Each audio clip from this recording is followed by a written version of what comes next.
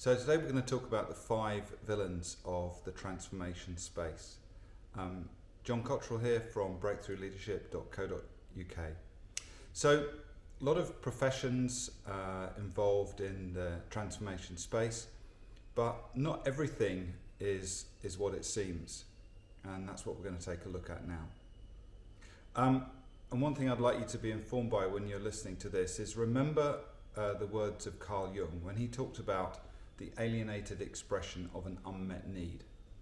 And from personal experience working with and meeting psychiatrists, psychologists, coaches, counsellors, therapists, a lot of these people have a story to tell. And if you think about it, it's perfectly natural. If you're worried about what's wrong with you, then you might want to go and find out what that is and what to do about it. The sad fact is that a lot of these searchers, whilst looking, never actually find. And the language then is not particularly clean when they're working with you.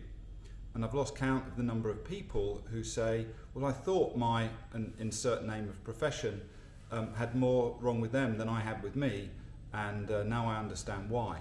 So whoever you engage with comes with a caution to be sure to assess them carefully, and don't blindly accept that just because they've got a badge after their name means there's someone that's going to be able to help you.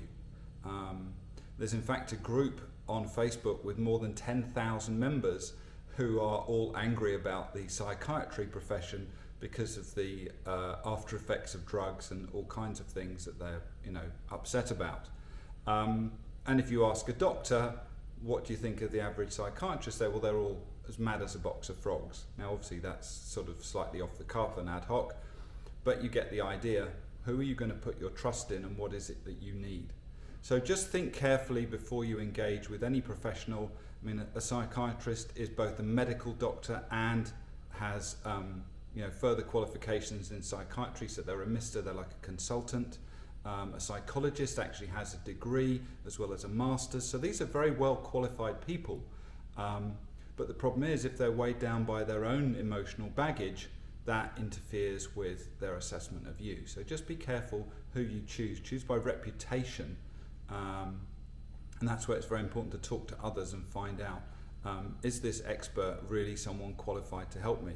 At the less serious end of the spectrum, with coaches, remember most coaches actually struggle to earn a living, so be very careful with who you choose, and beware of what I'll call mate's recommendation. So a mate's recommendation, whether you're on LinkedIn or anywhere else, says that Fred is a really nice chap, and that's about the limit of the recommendation. Look out for the recommendations that talk about the results they get. Now in transformation, that's quite difficult to talk about, because if you're feeling more peaceful, more energetic, you have more freedom, you have more calm, these are quite subjective things. So you have to read between the lines sometimes to figure out, is this transformation the person's talking about something that I'm looking for too? Okay, so there's a lot of people out there who can help, but beware of all the people who actually need more help than you do.